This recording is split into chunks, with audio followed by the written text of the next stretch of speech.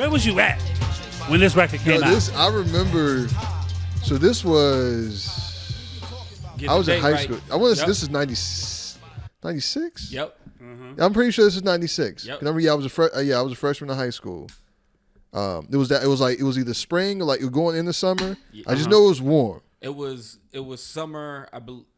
Was it summer going in the fall? Like right before we started? I don't know. I want to say now. I gotta look up and see exactly when the fuck Stakes is high drop. When is that? I'm pretty sure. I'm pretty sure it was 96. Hold on. It was definitely 96. But did y'all see them perform that on Jimmy Kimmel? Yeah. I was talking about the tearjerker. July 2nd, 1996. I thought it was warm. Okay, yeah. Man, I remember days. That was when niggas was going to fucking Navy Pier. Mm-hmm. Niggas used to go to Navy Pier to kick in Marshall Fields. Yeah, man. Talking about niggas bringing back memories. The Chicago Nite Easily Offended Podcast, episode 37. 37 in the building. We got a special guest in the building. One of my favorite DJs. Like, me and my fiance was sitting there talking about like music, and I was like, well, I know some dope DJs, but he gonna have to be a guest at the wedding. I ain't gonna put the man to work. You know what I'm saying? If he feel need to get up there and do his thing, he feel free, brother. But we got my man Jay Illa definitely in the building today, man. What's going on with you, man? Slow motion, man. The Chatham kids, man. Chatham kids, man. Way Appreciate back to y'all having me, man. Arthur Dixon's finest, nigga. Yo, I don't think people know, man, that we go back to like the early 90s. Early 90s. I'm talking about single digits, nigga. Yeah, man. Like, cause we graduated we both 95. Yeah, we both 95. So I'm talking about like, cause we were in classes together a few times. I want to say probably like I'm talking about we got like pictures together. Yeah. Like when we were like 5, 6 years old, the class pictures and shit. Right. Yeah. You know what I'm saying? Absolutely. I think all our friends are dope. You know what I'm saying? Like all our friends are dope. We got my man June in the building also as well. Yeah, you know what I'm saying? Another Chatham alumni. Yeah, like that nigga Drez, man. This shit draping now. You looking like Currency over there and shit. Right. Yeah. Nigga hair got long as fuck, bro. First I used to call him the Chi-Town T.I. All right. now he's Currency. Man, Jay, what's going on, man? How you been, man? I'm just navigating this thing called life, man, to the best of my ability. I just stay low, keep firing, and stay out of trouble. Yeah, man. That's the way to be. Yeah. That's a lot of times you got to be that way, especially in Chicago. Hey, man, you know. We gonna talk about the industry in Chicago. All right. So I'll wait till the questions come in before I start firing off. Yeah. For those of you that don't know, this is one of the greatest DJs in history of Chicago for sure. Yeah, definitely. You know like, and doesn't get his props. Doesn't get his props as much. Doesn't get as much recognition. You don't hear Jay Illa's name enough. Like definitely for what you've done and for what you continue to do for the culture, especially put on for Chicago, like. I mean, you definitely like. We want to make sure that we give you your flowers, so to speak. You know what I mean? I appreciate that, but I also understand why that is. You know why? Because I don't brag and I don't boast about what I do. You are not. You are not a braggadocious individual. And you know, June. You know, like all of y'all have known me for years, but I probably spent the most time coming up with June because my grandparents stayed 2 blocks away. Right. So, like, the culture was all I had then, you know. And so everything that I do now, I've always did it for the culture because, like, hip hop saved me. So I never really gave a fuck about the recognition. Now, what I will tell you is, everybody want to talk until we all on the same stage. There you go. Yeah, because during the Tim Buc 2 forevers, couldn't really know like because being a '90s hip hop motherfucker, y'all know it was always show and prove. Yeah, I ain't gotta talk. We on the stage. We gonna see who getting busy and who ain't. Right, exactly. So, all that take all the talking shit for the internet. You know what I'm saying? Yeah. And you know there was a lot of DJs out there who was invited to get on that Tim Buc 2 forever stage who didn't want to get on that stage. Yeah. I mean, it was. But you know what? I think that stage sets a precedence of you got to go in there and play your shit. You feel what I'm saying? Yeah. You can't just spin and go to the next record. No, you got to be skilled in the blending. Like Chicago DJs is always known for the blend. You know what I'm saying? It's like to me, Chicago DJs is better than New York DJs. Now, I done seen Kid Capri, I done seen Funk Flex, I done seen Clue, I done seen Envy, and you know what I'm saying? I done seen the Chicago DJ murder their ass before they even get on. To the point, like, Kid Capri's still mad at Ferris for a couple of joints. He like, man, nigga, you shit. Nigga. Yeah, I got stories about that. I got stories about Kid too, man. Yeah. But, you know, Kid was one of my biggest influences, so it'll never be like, man, fuck Kid. But it was more like, damn, man, like, really? Like, I got a few stories with that, like some legends who we all love, and I just be like, man, like, you never want to fucking meet your heroes, man. So, right. so along that same line, man, because you have been on stage over the years with a lot of people. Mm-hmm. Like, you've shared rooms, you've shared turntables with, like, some pretty, like, huge fucking legends. So is there anybody that you met, like, that you DJ with, that you feel like maybe you were starstruck when they first came? Jazzy Jeff. So the first time I rocked with Jazzy Jeff was actually at NIU. This was years ago. Oh, wow. And, like, I wasn't even a really good DJ then. So, like, it was just like, oh, yeah, you know, well, you know, he's cool. Yeah. Like, cool person. Right. Yeah. And then we were, fast forward, years later, we were actually doing an event together at the Shrine. And I opened up for him. Days. And, you know, the Shrine had a green room that was downstairs. Yep. Right. And I think, was he married to Lynette then? I don't know. Maybe so. Because, you know, for the people that don't know, Jazzy Jeff's wife, her name is Lynette. From Chicago. She's from the crib. Yeah. Fellow Morgan Park Mustang. Yeah, shout out Lynette. And wasn't she in Precious? I think she was in Precious. She might have been in Precious. Man, I thought she was in Right. Precious, man. But open up a whole other door right there. But, like, you know, Lynette is the homie. Like, we you know, so we were at Shrine. I'm rocking upstairs. He's in the green room, and then he comes up, and, like, right before he gets on, he hears what I'm saying. He was like, "Yo," he hears what I'm playing, and he was like, "Yo, like, I wanted to come up earlier and just hang out in the booth." He was like, "But, you know, they wanted to present me," and I'm doing air quotes for people that can't, you know, right? You know, they wanted to present me. You know, I was like, "No, I feel you." I was like, "But just hearing the fact that you wanted to come out, you know, and hang out with me in the booth, I thought was really dope." Fast forward many years beyond that, at what was we at this past Summerfest? Remember, he DJ'd Sunday. Yeah. He DJ'd Sunday. I was on Saturday.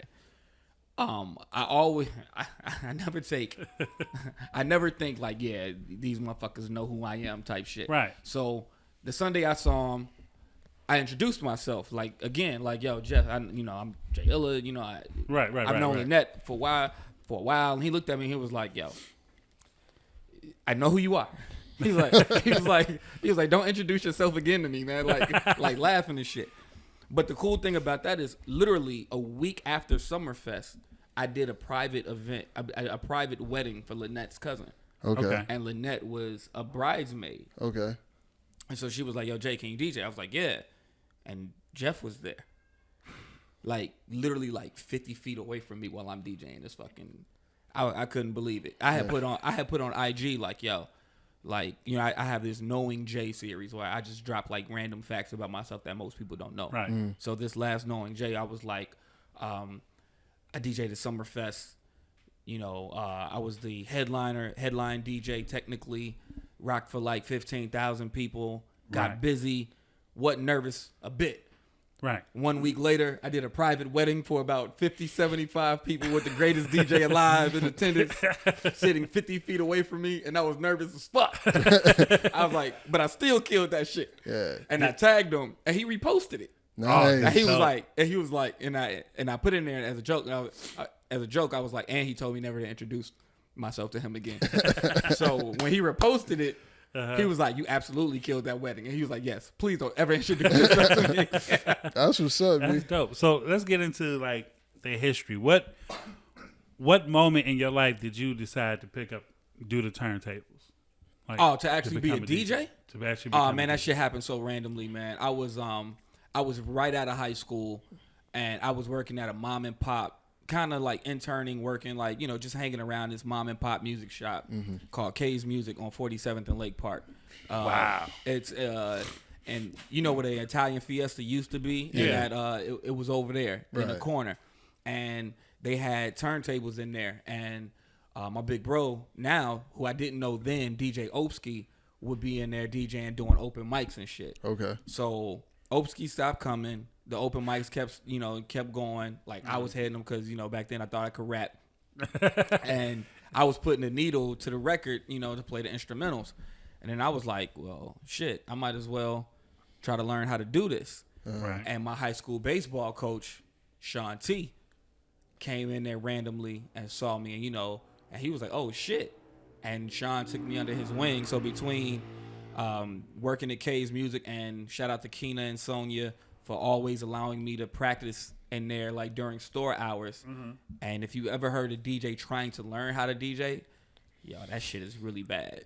That shit is really bad. But they never bugged out. They always allowed me to do what I needed to do for years. Okay. So that's really how. That's dope. That's how I started. Oh man. So when did you? Because you started off with the DJing, mm-hmm.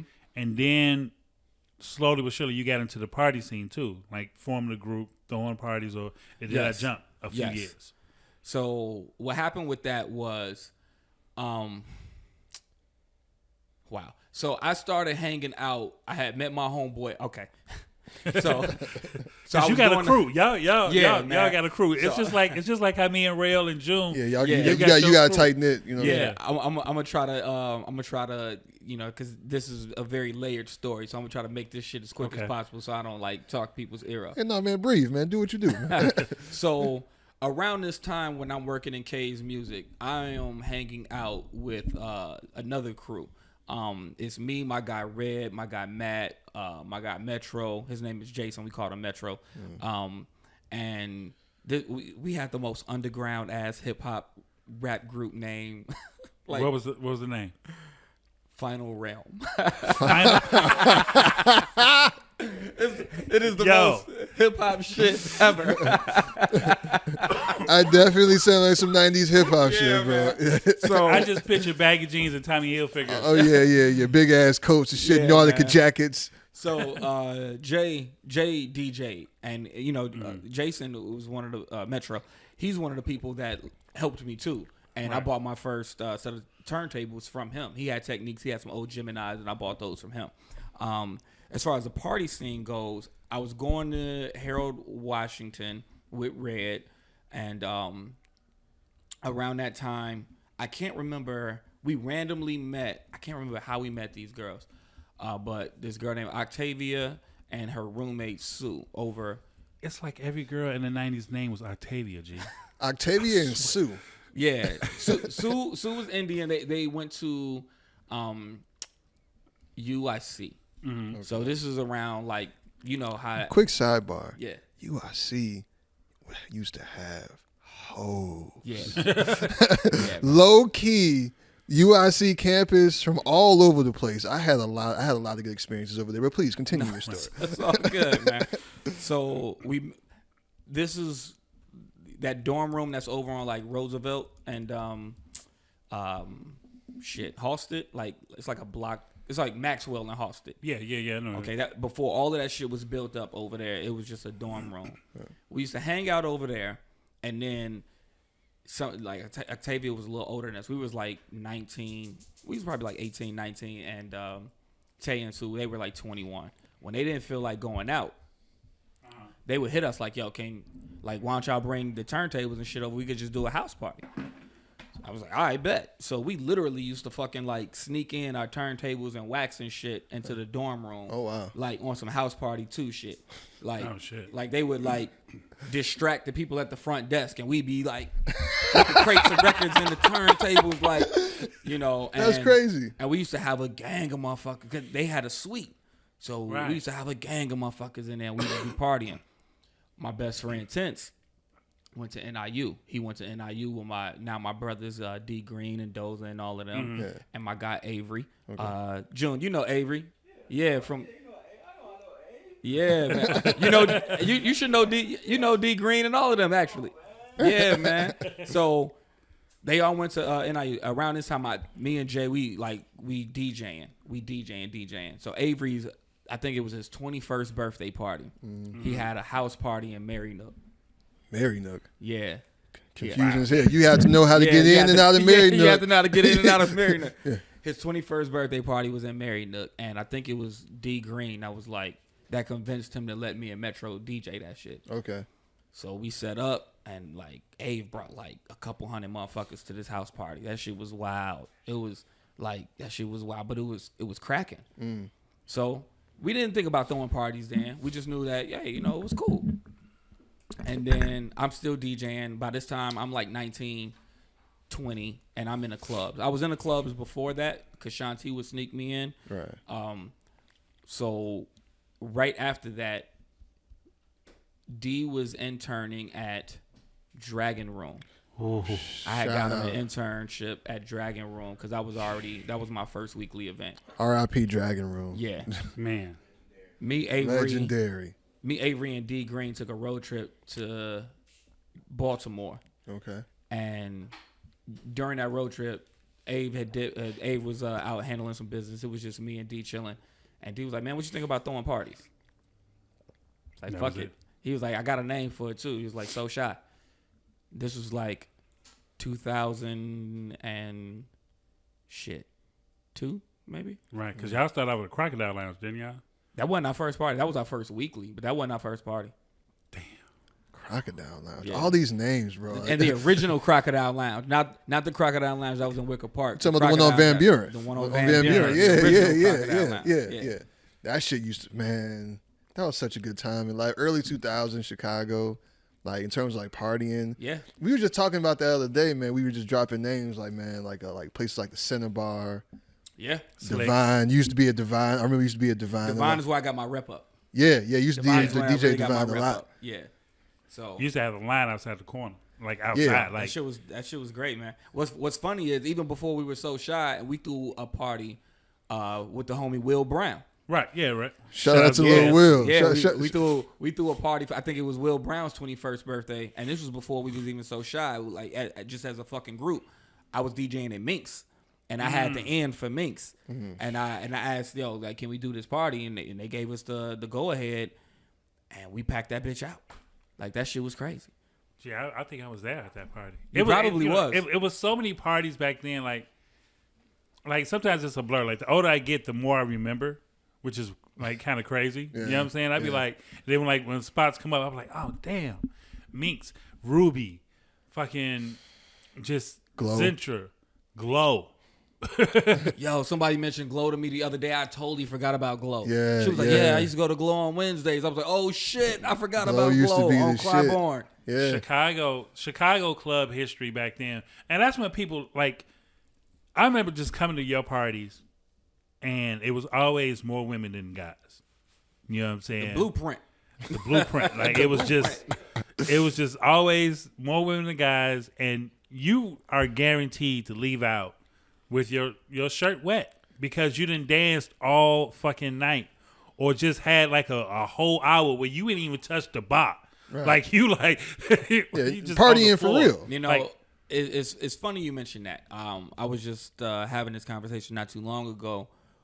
Because as a part of the last generation of DJs that was on vinyl, like I saw the transition, and I will say, the bottle service era had completely fucked everything up. People was always buying bottles. Yeah, exactly. You know, I used to go to Biology Bar and see people with bottles on the bar. Yeah. Or, or at like a high boy. Yeah. You know, right, exactly. Like there wasn't no sparklers and shit like that. Nah, yeah, that whole. And you would see the hoodest motherfuckers in there partying to everything, whether it was disco, house, the popular shit, the crunk shit, everything. Black Moon, like the backpack, like you would see everybody partying to everything. And now, like, but maybe this is just the old nigga talking because, you never know. Like, the people that's like 21, 22, 23, they see this shit now and they think it's popping. And then when they're our age, they going to look back and be like, yo, man, when I was kicking it. Right. There's going to be some other wild shit. Like, every generation looks back on, like, the previous generation or like the generation that follows them is just like, man, y'all ain't shit. Y'all ain't kicking it like we was doing. You know what I'm saying? Yeah. But there is something to say about, like, how when we was out, you were just out. And the only people that saw it was the people that was there. It wasn't no cameras. Right. Oh man, you know what I'm saying? Yeah, Channel Zero. Yeah. That's about it. Yeah, exactly. But we had Get Plugged magazine. But these are professionals, right? Yes. These are people like this is what they're doing. They're taking pictures of video, not just random motherfuckers just out here on the day. Right. Like, now it's like everywhere you go, like you have to be so careful because like the shit we used to do, the things we got away with, you know what I'm saying? Like being out in the late 90s, early 2000s Chicago, like all the experiences that we had were like if you had to be there in order to see it, in order to live it. There were no videos. I would never forget I saw a used condom on the floor at Biology Bar. Oh yeah. I was just chilling and I was just like, it's a fucking condom. The Biology Bar at one point in time was like the club. Like that was like the premier. Like that's what niggas was going. Absolutely. That was Hustle. That was John. John, Happy, that whole little crew. And go back to your point. Like we do look at other generations and be like, yeah, no, we was partying. They're like, nah, because when I be talking to Ferris, he be like, y'all niggas with y'all experience in 90s, late 2000s ain't shit to what we experienced at Hot House or Inferno or some prop house type shit, prop house. Yeah. You know what I'm saying? I'd be like the warehouse. Exactly. I'd be like, what? He like, nah, G. Like literally, like people used to have a line at 8, 9 o'clock, doors open at 10, like type shit. Like and they partying all night. All night. Yeah. Like living out. I miss that era, man. Nowadays, I just wish I wish we could throw parties nowadays and just be like, let me get your phone. Yeah. Give me your ID and get your phone. We're going to put up in the lockbox and you go in there and you fucking dance. You know what I'm saying? Like you have a good time. Like just erase all the other shit in the world, social media, just be yourself and just have fucking fun. Yeah. Because that kills everything nowadays. The only place that really kind of does that is SoHo House. Yeah. But that's for other reasons. Yeah. Right. Yeah, that's for other reasons. Wait. I haven't been to SoHo House. So it's no pictures, club. No video, no nothing. Yeah. Like if you have to take a phone call, you have to go to an area where like nobody is. Like none of that. Yo, we out here, yo. Like none of that shit. Yeah, none of that shit. Yeah, you can't do that in there. Damn, no, that's what I be wondering because like the parties I be seeing on Instagram. They be like, oh, yeah, such as DJ in the SoHo House or girls, but I'm going to SoHo House. And I'd be like, oh, let me go back on their Instagram and see how it was. And you don't see shit. Yeah, you don't see shit. Yeah, no. So what they take your phone, they just got security guards like, hey, yo, put that in. No, there's no security. Like, but. It says the house rules. It's house rules. Yeah, what needs to be understood, or I was trying to say, you know what the fuck I'm trying to say. Yeah. So, but what can happen, though, is if they see people out with phones or taking pictures or doing video, somebody who works at the house can tap them and be like, yo, no, we don't do that here. Right. And if they're not a member, they'll be like, well, who are you with? And those members can be written up. Wow. It's repercussions. Yeah. That gave me a whole idea. I need to win the lottery. Shit, don't we all? But yeah, man, but it is something about that, right? Because you do go out nowadays, and like you being a DJ, I'm sure you have pet peeves. I'm gonna get into that. But it is something to say, like, if you DJing, you rocking, and then, like, you look up, and, like, everybody's just, like, on their fucking phone. Like, do you ever notice that, or do you even pay attention to shit like that? And it used to fuck with me so bad. You know when it stopped messing with me? This was years ago. I can't remember where I was at. And I DJ'd a party, and it was packed. And wasn't nobody moving the whole time. And I was like, yo, I'm over here like, I'm looking for a pocket to DJ for. Like, because, most DJs will look for that pocket of people that is just grooving. Right. And they'll DJ for that pocket. Like, right. All right, these motherfuckers came to party. Everybody else want to be too cool. I'm going to focus on this pocket. Let's party. Right. Nobody moving the whole fucking time. I'm like, well, I just bricked. Because let me be honest with you. If any DJ tells you that they on point all the time, they fucking lying. Right. DJing is a sport, like basketball, baseball, whatever. Like you got your days where you feel invincible. You got your days where you feel like ain't shit going right. Ain't nobody dope all the time. Right. So after the party is over, I'm like, yo, that was rough. And motherfuckers was like, yo, you killed that shit. I'm like, nigga, what? Y'all ain't moved all night long. Right. man, you was in there ripping that shit. I'm like, all right, man. That's when I knew Chicago was different. Because we don't dance here. You go to other markets, man, and people just dance and kick it. Yeah. People don't dance here. And that's why you've seen so many popular DJs come here and straight break. Yeah. I mean, it's some DJs here that do travel. And when they travel, and I check their lives, and they in like Houston or Vegas, whatever, it's a different vibe. Yeah. Like people are actually partying. And it's like you come to Chicago, it's just like, yo, it's just weird, bro. It's just weird. Like, it's just, I hate it, but I love it at the same time because, like, most parties that, like, the private events that are, like, for our age group, we come from that party scene. So, like, I might take a picture as I come in, and that's about it. Mm-hmm. You know what I'm saying? Or then I may, shoot a video of the DJ or you or whatever, Jailer killing this shit. And that's it. Well, the rest of the night, I'm two-stepping. You know what I'm saying? But that's just our age group. And I feel bad for, like, the shorties nowadays because they're never going to get a chance to really experience what a party is like.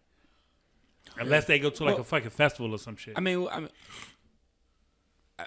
I think the outlook on what a party is like evolves, though. Yeah, it's relative for sure. Yeah, it's what to this day one of the illest parties I've ever been to was thrown by Sharif and Tim Buc at a spot called Rapture when Tim was DJing. This was before me and Tim was cool. I think I was like 19. Tim was DJing and Twilight was like hosting on the mic. Party was fucking packed, and we danced all night long. Older person might come in there and be like, "Yeah, that wasn't shit." True. You just never. But I had a blast, and one of the reasons why I had a blast, like this is like when the Dynasty album first came out. So what is this, like 2001? Yeah, that's like 01. That's like 01. Like Dynasty album is out. Like Carl Thomas, I Wish, Dave Hollister, One Woman Man, Chicago '85, bro. That's a classic album. And Tim is playing all of these records in the peak hour. Like you were hearing, it was love at first sight. The motherfuckers was just like, ah! That shit was so dope, man. Like, your shit was so dope. When did you first meet Tim? Oh, shit. What was the first time I met Tim? I can't tell you the first time I met Tim, but what I can tell you is the first time I knew he knew who I was. Okay. And it surprised the fuck out of me. We had never spoke. Mm-hmm. This is when he took over for Twilight at Biology Bar. And I was DJing the Dragon Room. And I would always go to Biology Bar because this was around the time where I was paying to get in spots to listen to the DJs that I liked. Right. So I could learn how to, like, what records work, what records don't work. How do you rock a party? How do you do certain things? Like, I'm paying $30 to get into a club to learn, not to party. Research. Now I'm doing I'm doing research, and so I'm chilling, and I'm on like I'm just on the side of the DJ booth, and this nigga shouts me out. Nice. And I was like, oh shit, he knows who I am. And I just thought that was the coolest shit ever. We got cool when I was doing Sundays at Minx. The late night shit for New Birth, because he would finish DJing and he would come over to Minx, and like sometimes he'd be like, "Yo, let me hop on," and he would just like hop on and like spin for like 5-10 minutes on my records and shit, and that's when we got cool. So how did that relationship evolve over time? So we had Minx. And then we would start to book. SoShy would start to book him to do our events. Okay. And I was always hanging out with leaders. Right. So Mike and Vic, they had that solid relationship with Tim. Yeah. And shout out to Mike and Vic. Yeah.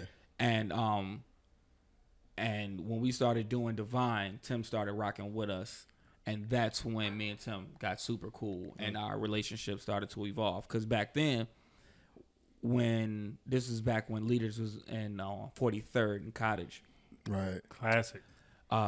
We actually we talking like early 2000s. We actually started a crew called the Breakfast Club. Before, I think I remember that. Right. Yeah, and the Breakfast Club I remember. was SoShy, Soulmates. That's when before Summer and Madam. So Brian Autumn from Soulmates. Yeah. Mike and Vic, and Zoe, Fashion Geek Zoe. And we was like, yo, we just about to start throwing parties. And so Mike and Vic leveraged their relationship with Tim to bring him on, and we started doing Fridays. And that's when like we set Fridays ablaze. I got pictures from one of the block parties from 43rd and Cottage Grove. Oh yeah, them leaders parties on 43rd. Time out. Yeah. Time out. I'm gonna be clear. I'm gonna be very clear. That was not a leaders. The year one was not a leaders block party. It was not. It was a Fashion Geek block party, and I am going to tell you how it kicked off. Okay. This is around the time Dave Chappelle's block party came out. It just came out. Yeah. I was kicking it with Zoe at Custom Kings. He was working on some shit. I used to be in Custom Kings all the time. Me and Zoe would just be chopping it up. Right. Zoe say, we got the Breakfast Club going. Zoe say, man, I want to do that, but I want to do it for Fashion Geek. I say, let's do it. I curated all of that shit. Motherfuckers don't know that, except for Zoe. Zoe's concern was, motherfuckers gonna think this is a leaders block party. Right. Yeah. That's exactly what happened. Because to this day, because that's where it was. Yeah. But that is where we could pull it off, right? So I'm just talking about year one. The first one was the second one that they did. We weren't involved in. Okay. So, but yeah, I got the sound system. My man DJ Still came out and got the sound system. I went and I rented the stages and the white canopies. I did all of that. If you remember, Jamal Smalls was there DJing. Sean T was there DJing. I was DJing. I remember that very vividly. I had a wonderful time. Yep. That night. I was very intoxicated. The weather that night was beautiful. I want to say it might have been a full moon. I remember that night, bro. Like a lot happened that night. Yeah, it started in the day and went over to the night. Yeah. Yep. That's crazy. Yeah, that's crazy. That was Zoe's brainchild, and me and Zoe executed it. That was nuts. Never knew that. Chicago history God I still got pictures of that shit. I got pictures. I think I tagged you in a picture a long time because I think I had Mano, Hope was there, Zoe, Brandy. You know what I'm saying? Which is a super dope stylist at this time. You know what's crazy? I still remember what I had on that day. That's funny. I went to Harold Washington with Brandy.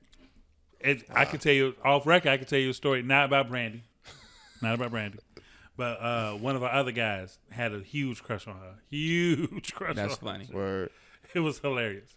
But yeah, man, that's just Chicago history, right? Yeah. So there, I'm gonna find this picture and I'm gonna send it to y'all. There is a picture because Dave was hosting, and when it was pretty much over, Dave they had called me up to the front, and you see Dave with his he's on the mic and his hand is on my shoulder, and you see Zoe right there, and you see Autumn and everybody that helped do it start clapping, and Dave was you could say giving me my flowers because I was the one that I was really the point person. Nice. That was dope. Yeah, that was dope, man. God, getting all the Chicago history in here. Let me. You mentioned one of the dopest parties you ever did, right? What was one of the dopest, other than the wedding, right? Dopest moment where you was actually on the turntables and you just looked like, God damn, look what we have done. Wow. I've had a few of those moments, all surrounded around Brewfest, Summerfest. Probably the last moment, just strictly me DJing, not saying, man, reflecting on rooms that I've been in, but strictly me DJing. I have a picture from this past Summerfest where it's it's me, it's my console, and there's just a sea of people. And I look at those pictures, even from this past year and years before, on 53rd, and I see how I made people dance, and it's yo, yes, last year when you played that, it was a gospel record you played, Clark Sisters. Yeah, You Brought the Sunshine. Yeah. Yes. Yeah, When you killed. Yeah. People. The crowd went crazy, bro. I was it went crazy. Yo, is he? And I looked around. It was just everybody. It went up. It went up. Hey, yeah, that shit was. Make sure y'all get y'all tickets. Hyde Park Summerfest. HydeParkSummerfest.com, man. Make sure y'all get those. I'll be there this year. Oh yeah, we all in the building. We all in the building. We had to carry that man out. Wow. Yeah, that's a story. That's a story for another day. Literally, that's not joking. We legit had to carry this man.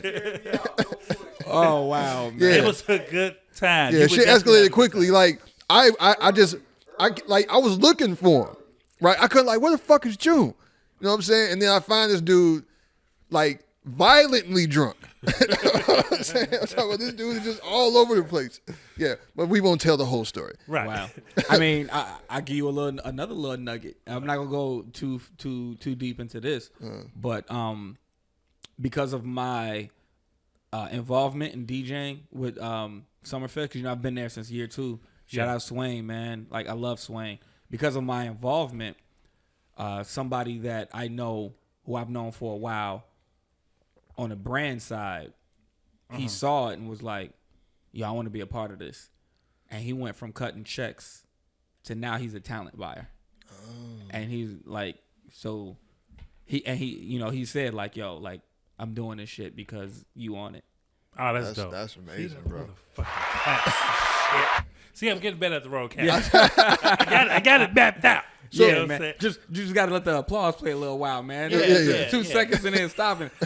Program it where the applause kind of fades. You know, I've been good to go, man. This has been a struggle. This has been an ongoing thing. It's been an ongoing He's thing. getting better, but yeah. But I do want to ask you, man, because you want to talk about doing big things, bro. So this man has a mural in Chicago right now.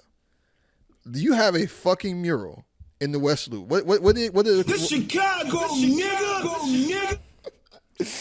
So you have a mural in the West Loop. What are the cross streets again? Halsted and Jackson. On Halsted and Jackson. So right there in the heart of the West Loop. Yeah. You have it, and this is because of the thing you did with Remy, right? Yes.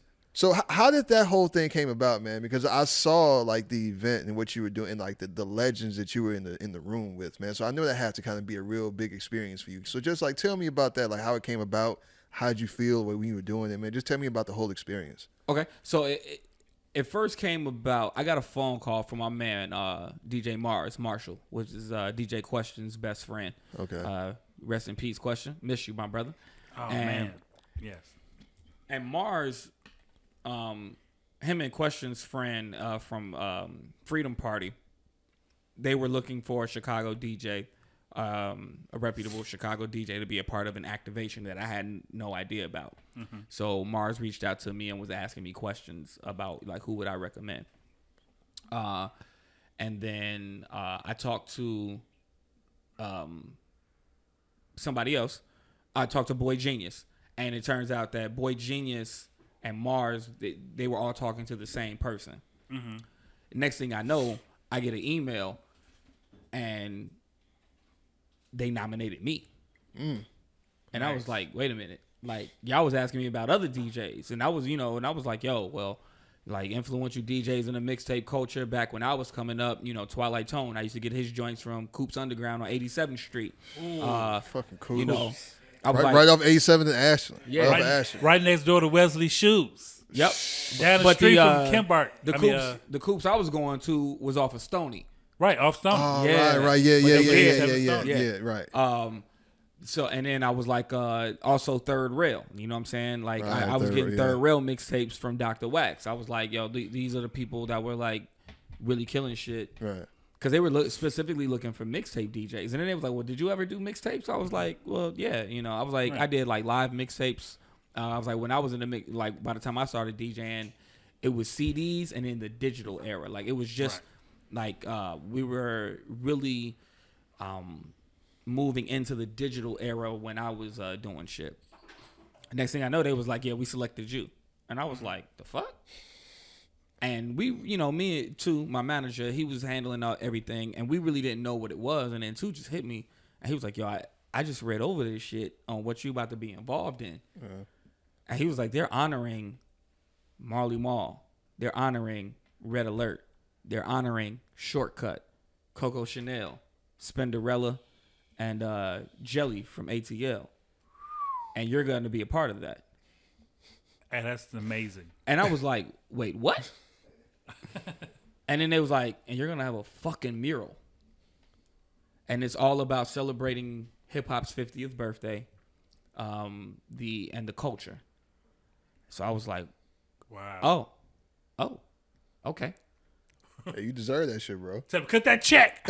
So you know, like you asked about the event in the Bronx, right? Yes. Okay, so a couple weeks ago they had flew me down to the Bronx. Like, yo, like I was famous for a couple of days, man. They had like sent a black car to my crib, picked me up, took me to the fucking airport, landed at JFK. I usually fly in a LaGuardia, you know what I'm saying? Right. I landed at JFK. I come down there, it's a black car to pick me up to take me to the hotel. They had me staying in fucking Times Square. I hate Times Square. Times Square is trash, bro. But they I'm like, all right.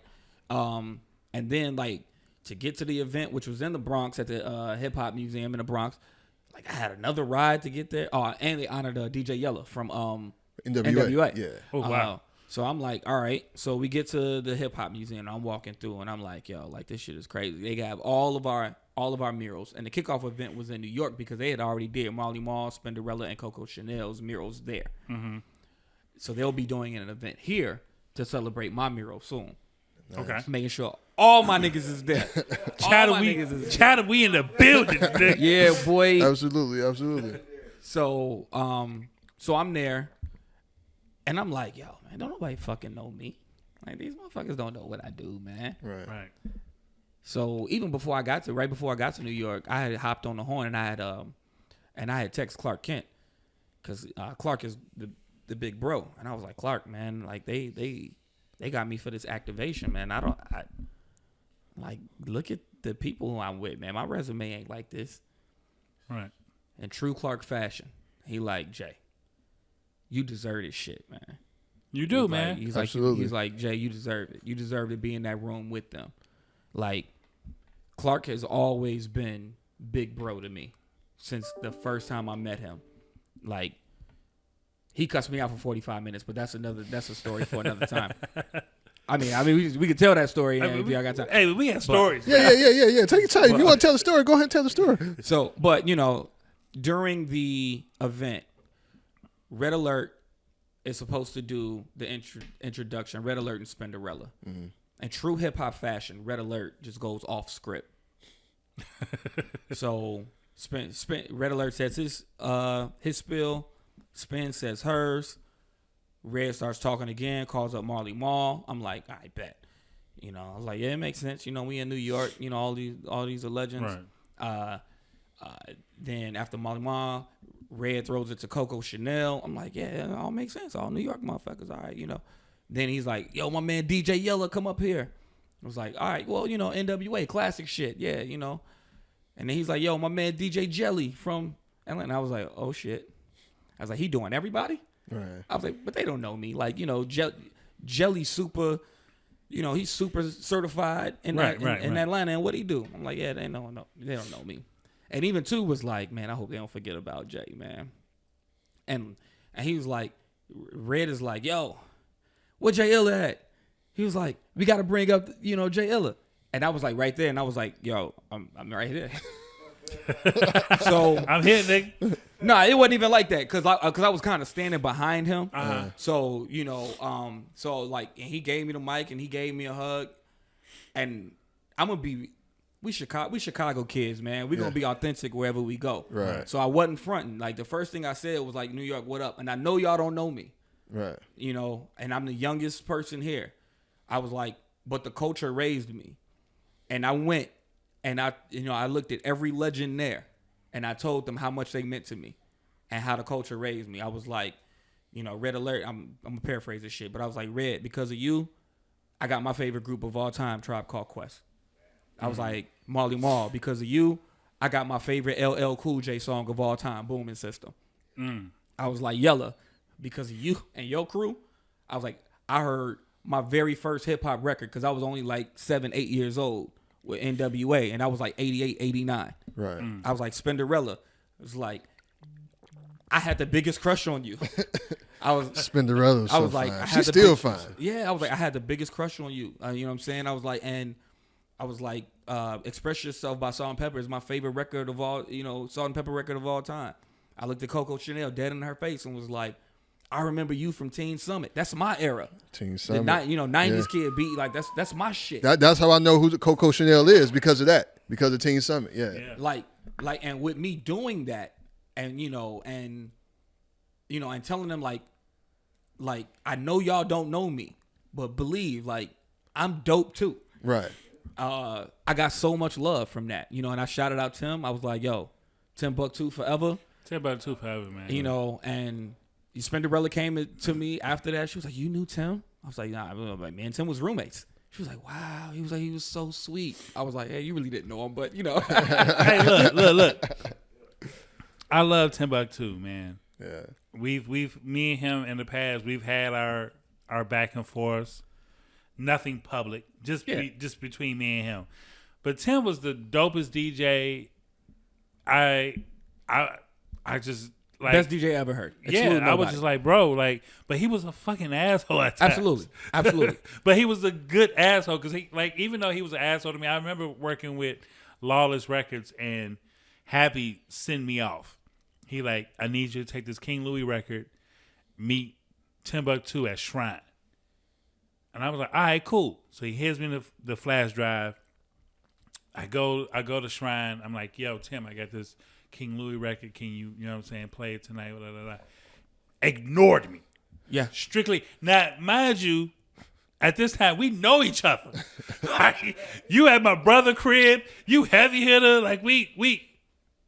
Right. I'm like. Didn't matter. He did not give two shits. And then after his set, he was like, bro, don't ever interrupt my set. If you got some music for me, email it to me or wait till I finish DJing and give it to me. And he like, it's no disrespect, but when when I'm up here, I'm up here. And I just don't, I was like, bro, I didn't know.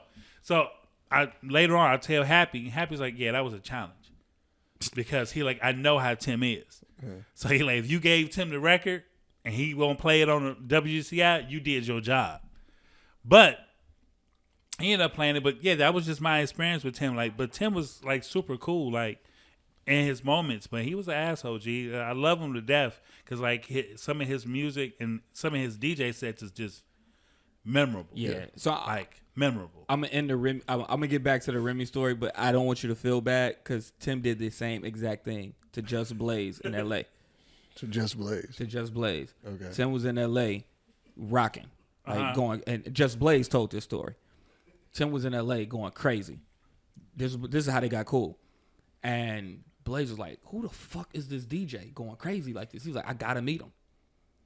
Walked up and tried to, introduce himself to Tim. Mm-hmm. Stood there for like a couple of minutes. Tim kindly was like, yo, I know who you are, but I'm DJing right now. Yeah. And kept on rocking. Yeah. And just was like, I had to respect it. Yeah. Like, that nigga did that to me one day at Lumen. Oh, Lumen. Shit. I had just got through. I would open up for Tim at Lumen. Tim was in a great fucking mood. Now, mind you, we all hip hop motherfuckers. Tim was a super hip hop motherfucker. Super hip hop. Tim gets on. I'm packing up. Tim in a great mood. He get on the mic. Tim Buc 2 heavy hitter checking in. The motherfucking party could start right now. I'm packing up. I turn around. I was like, nigga, what?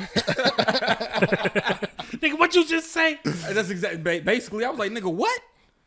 And he was like, oh shit. He was like, oh, and started laughing like, Jay, I didn't mean it like that, and like hugged gave me the tightest hug. He was like, I'm sorry, man. I don't know if this nigga was high or what, but we just laughed about it. That was that hip hop shit though. That was that. Nigga, what, nigga? Yeah. Like, Tim was very like, yeah, you better than me, but like, nigga, I ain't gonna be no bitch. Like, we gonna do this. I ain't gonna be no bitch. It's crazy because I had I didn't know Tim like that, but I used to do sound a lot, so I used to set up a lot of do a lot of setups for DJs, right? So I would get there early, and they would be like right before they go on, like for instance, for a few big events, man. I know we was talking about this earlier. It was one time we was at 212 on the river. Mm-hmm. And there was an event going on there, man. I saw it, and they was like, there was other DJs there, and they were playing like all like top 40 bullshit. I see Tim coming. Oh yeah, we finna get some hip hop in this motherfucker now. and he started setting up like, man, Joe, you gotta give me some hip hop, man. You gotta give me some hip hop. Like, yeah, I'm gonna get to you. I gotta play the records they pay me to play first, though. Yeah, you know what I'm saying? Yeah, man. He was always real cool, man. Every time I seen him, and it was obvious the influence that he had on the court and on the culture, on all of us. You know what I'm saying? And just people in general, because like once he left a huge hole, man. That's why people. I mean, because he's been going for quite a while now. Past 2015. Yeah, you know what I'm saying. Yeah. But like to see the way that his name still rings to this day, you still hear his name often. Hey man, I would never. As long as I'm around, his name is always gonna ring. Yeah. Like, but circle back, and then I'll be done with this with the event in the Bronx. After the speech, right? Now also let them know, like, yo, like I'm from Chicago. We don't call that shit Chirac. Absolutely like not. we don't do none of that. I was like, where I'm from, my people, like we don't call it Chi-Town. I was like, this is Go Ill USA. And Go Ill motherfucking USA. I ended it. I was like, go ill or go home. I got a lot of love. I got so much love, man. It was people from the brand that was talking to the agency like, yo, we want to meet Jay. I couldn't fucking believe it. That's dope, bro. Two was like, yo, you stole the show, bro. He was like, I'm so fucking proud of you. That's what's up, man. Not even that, bro. Like, you are the fucking Chicago Bears DJ. The Chicago Bears fucking DJ. And you've been like for the past 7 years now, correct? You said 7 years? Yeah, I think I'm about to go into my 7th season. That's crazy. That's so crazy to me. I'd be watching the game and I'd be listening to the show. I'm like, that's the nigga. Yeah, I didn't go in the games to see this nigga on the Jumbotron. Like, that's my nigga. Hold on. Can y'all hear me still? Okay. Yeah. I want to clarify this because I'm not going to take some credit for the shit that I'm not doing, okay? I do pre-game warm-ups I am the player's DJ. Okay, so I do pre-game warm-up. So any music that you hear in-game, like when the game has started, I am already done. Okay. That is my homie, J Funk. Okay. And he also DJs for the Bulls. But I'm talking about in the morning. I mean, not in the morning, but like right before pregame. Pregame. Pregame is on me. Yeah. Pregame is on me. You be playing Future, all types. Yeah. Because I know you be, because Spice be there a lot, man. Yo, and Spice literally just texted me while I was here. Like, Spice texted me while we doing this. Shout out to Spice. Yeah, man, tell him to come on the show. No, but for Spice, one of the funniest dudes, man. Like, he's such a hip hop head. He is such a hip hop head, man. Because he from the D, right? Yeah, he from Detroit. Yeah, man. He's just, man, like funny as fuck. Super cool dude. I've got to meet him in passing. I don't know Spice, you know what I'm saying? But I've got to meet him in passing. But I've seen like because he would post you a lot. Spice is my boy. Hey, yo, like no bullshit. So y'all know I dabble and make beats sometimes, right? Yes, yeah. Okay, so what's that Drake song where he sampled Lauryn Hill? Oh, yeah. When he sampled the X Factor. I forgot the name of this. I know exactly what you're talking about. I swear to God. I think because Spice has so many followers, I sampled that beat way before Drake put that song out. Right? Chopped it the same fucking way. And I played it for Spice in stadium, and Spice was on live. And had like mad people on live. Like that's crazy. Like and then a few months later, like Two was like, you hear Drake's new song? I was like, nah. And he played it for me. And I was like, oh, shit. That shit had more of an NO bounce, but the way that the sample was freaked it the same way. And he probably heard it. Like, this nigga Drake stole your shit, son? No. I'm not saying that. Right. I'm gonna fuck you up, fam. I am not saying that. What I am saying is I played a beat for Spice that I made a while ago. And Spice was on live showing it. And then a few months later, I hear a Drake song over the same sample that I chopped in the exact same way. What a fucking coincidence. Right. Like, God damn it, Drake. But what player stands out to you? Like, what player, when you're warming up the Bears, right? What player be like, yo, Jay, I need to hear this shit. Like, how is Justin Fields? Like, what is your mood going in, like, to motivate the Bears? Because, I mean, we did go on a 13 game losing streak. Lord Jesus, I hope next year be a whole lot better. But like, what motivates them? Like, what do they have any requests or anything like that? Or Just be cool, man. Just is like he's a very how you see him in post game when he's interviewing. That's kind of how he always is. Yeah. Like he's just a very chill, even keel dude. Mm-hmm. In the tunnel when I'm DJing right before they run out on the field, because after I do pregame, they wheel me into the tunnel and I will DJ for them as they come out of the locker room to get them hyped. He'll be dancing in the tunnel. Like the one player that'll be like, yo, I need this is Brisker. Okay. Yeah. Brisker be like, and they love Dirk. It don't matter what I'm playing. Brisker like Dirk. I'm like, all right, bro. I'm like, all right, man. I'm like, and I just, that's my job. I do it to the best of my ability. What's really funny is, genetics is a motherfucker. Because I'm looking at all these overgrown kids, and I'm 41, and I'm like, nigga, I am older than you. I'm old enough to be your daddy. Right. Don't you ever tell me what to do. You're going to respect me. It's crazy. I didn't realize how big Justin Fields was in real life. Yeah. Yeah. Because I Pause. But no, bro, because I definitely got me. No, I met him randomly in Tao. I don't even know if I can qualify this as meeting him actually though, right? Okay. Because so I'm in Tao. Fancy that day, Tao. That shit fire, nigga. But old Excalibur is in there, right? Yep. So if you go into the bathroom area, it's hard to tell. You met him in the bathroom? You met him? Hey, you Justin Fields? I did meet Justin Fields. Let me tell the fucking story, all right?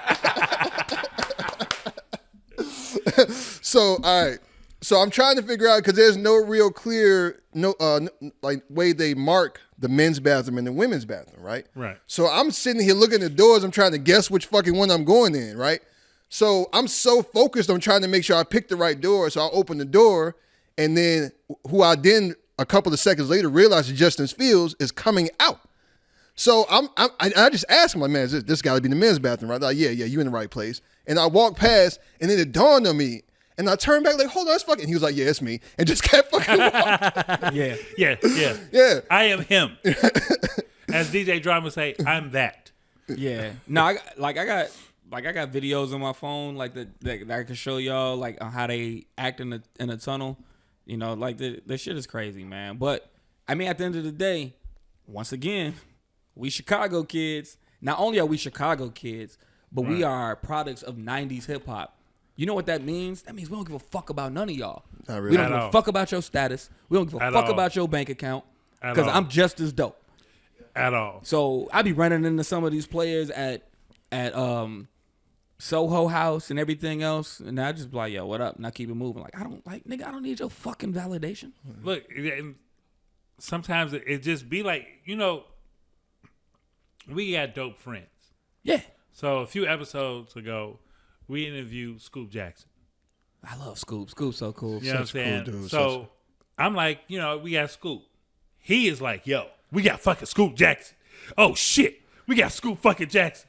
I'm like, it's a Scoop. Because I just know Scoop as Scoop. He doesn't realize, like, Scoop is a fucking legend of journalism. Yeah, you know what I'm saying? Absolutely. So I didn't realize until, like, the day of the show, and I'm looking through the cliff notes, and I'm Googling, and I'm like, oh, shit. Yeah, I didn't read. Scoop is that dude. Yeah, I didn't read this nigga's books. Like, you know what I'm saying? Yeah. He was all over ESPN. Like, I've been following Scoop Jackson for a long fucking time. You know what I'm saying? And he's just treating this shit like, oh, well, it's just, just Scoop coming on. Like, nigga, this is Scoop fucking Jackson. Yeah, it was. You know what's crazy is I talk more to, like, the coaches and the staff and the alumni players because I'm their age. Right. Like, like Matt Forte is the homie. Spice is the homie. Right. I know Izzy Adonijay. That's my homie. Izzy Adonijay, he's super cool. Even outside of that, like when we go to basketball, Nazi Muhammad, that's the homie because I'm more their age. Right. Like I look at the players these days, and I mean they're all cool. Like I've only had beef with one player, and he's not on the team no more. But like, I ain't got nothing. I don't know. I ain't got nothing in common with them. What player ever like while you out DJing that just was like, yo, I need you to play something? Do you do? Because I know you don't do requests. You don't do requests. Like, if you ever in Chicago, so people, do not go to the DJ booth for any DJ in Chicago and ask to play a fucking record, because we will play your ass. So this was a while ago. Mm-hmm. I was DJing at Spy Bar on Sundays. Spy Bar. Yeah, it was a CK1 and Irvin Brothers party on Sunday. CK1. And Paul Pierce was in there, and I'm DJing. I'm opening up for Vince Adams. Shout out to DJ Vince Adams. That's my big bro. Yeah. And Paul Pierce sends a girl up to the DJ booth, and she's like, yo, Paul Pierce said he wants to hear whatever record. Man, I looked at this chick, and I was like, yo, you go tell Paul Pierce I don't tell him when to pass the ball. It's my job. Don't worry about it. Exactly. Like, when you can do this on the level that I do it, then talk your then we shit, can talk. Talk your then shit. We can talk. But that was probably the only time. Like, I remember I was DJing at Dragonfly, and Sean Marion was there. Sean Marion. And Sean's so fucking cool. I actually let him DJ. Oh shit. I was like, come on, man. And he like put on the headphones. He was like, all right, so what do I push? In the middle of the party. It was hilarious, man. So like we said before, like you've been in so many rooms, so many different people, a lot of different DJs, man, a lot of like really, really like huge names in hip hop and in the culture. Was there somebody that you met that you were kind of like psyched to meet, and after you met him, you were like DJ Scratch? That was quick. All right, like after psyched to meet, and then when I met him, I was disappointed. Yes, DJ Scratch. He's very arrogant, rightfully so. But Brooklyn nigga. Right. But the first time we was rocking the Shrine together, and Joe Russo, the owner, he called me and was like, hey, yo, Scratch was like, I just talked to Scratch, and he was like, tell your opening DJ don't play any music from the 90s. And I was no like, music from the 90s? Right. What? Wait, and I was like, Joe, from like 1990 to 99? That's 10 years worth of music, fam. I was like, but you know what? Cool, no problem. I'll work around it. And Scratch, he earned it. And then, he opened. I opened afterwards, you know what I'm saying? I was just trying to introduce myself, and it was just, like, the energy was just way the fuck off.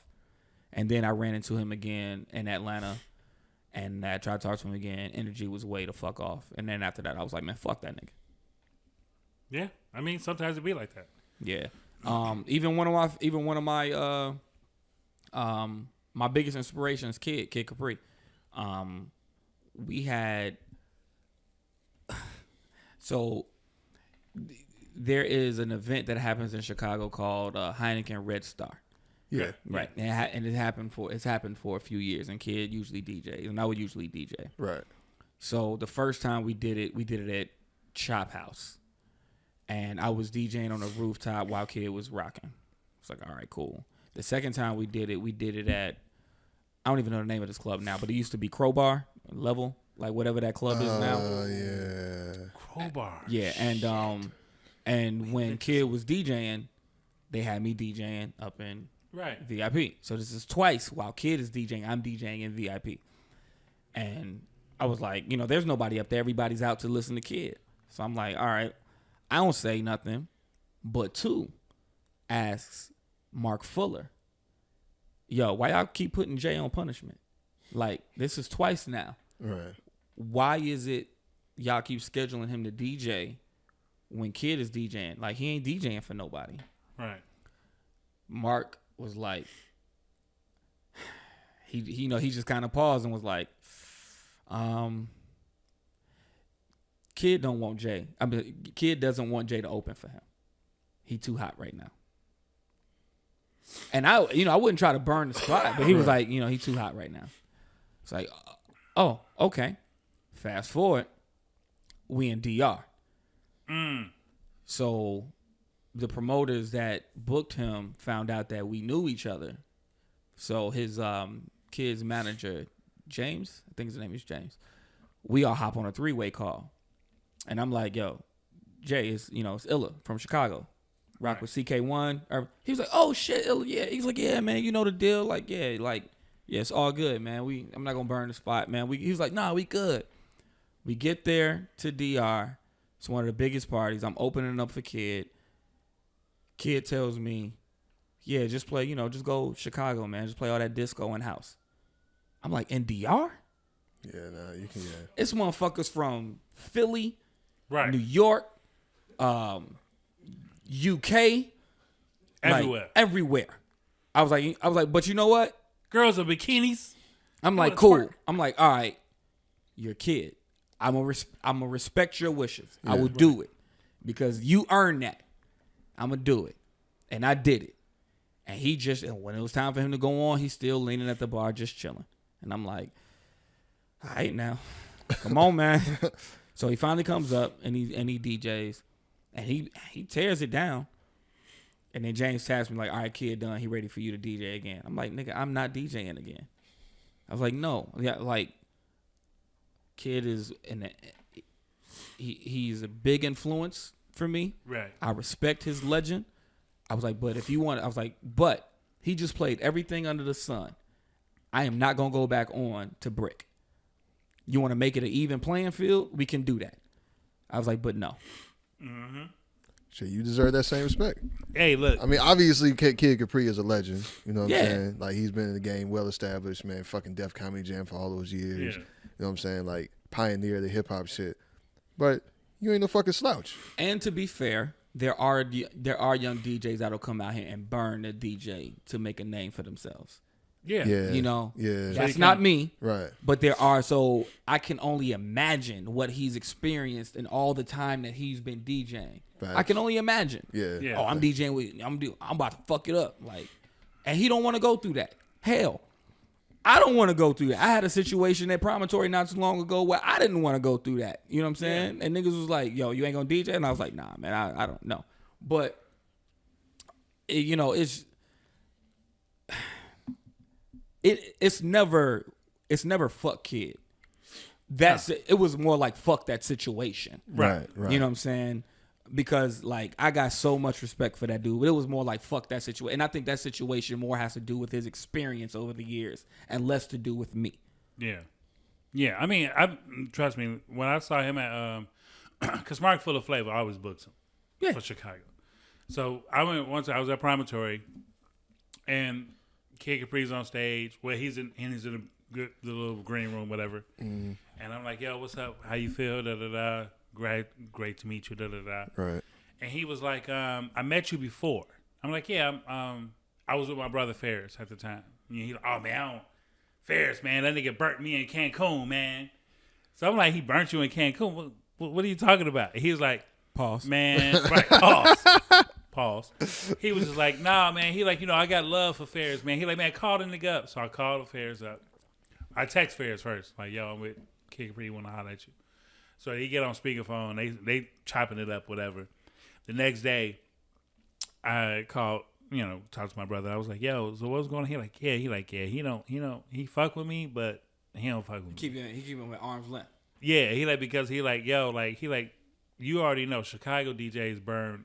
It's like low key a beef between Chicago DJs and New York DJs because they are the circle of hip hop. You feel what I'm saying? Like that's where it generates. That's the Mecca. That's the Mecca. Yeah. So he like when they come to Chicago, they have got burnt so many times by niggas from Chicago DJs. They be like, yo, nigga, I don't give a fuck who you. Nigga, I'm finna represent. Like, you know what I'm saying? I'm gonna do my job. And DJ shouldn't do that because, like, there's an opener and there's a headliner. Yeah. And they are paying the headliner to be a headliner. Right. You know what I'm saying? Like, and so I just think that's whack. Now, my situation, I was at Promontory. I was supposed to go on I was supposed to DJ like 11:30 12:30 to 1:30 or like midnight to 1:30. And the DJ before me, dog, this is like when F&F and all of that shit first came out. The DJ, she was playing that shit at 11 o'clock.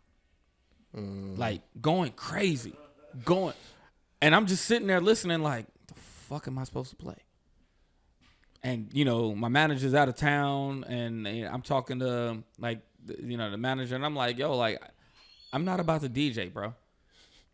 And they thought it was ego, and it wasn't ego. It was just one of those things like, I'm old, I'm tired, I'm not trying to work hard. Right. I was like, she's made my job so fucking hard right now.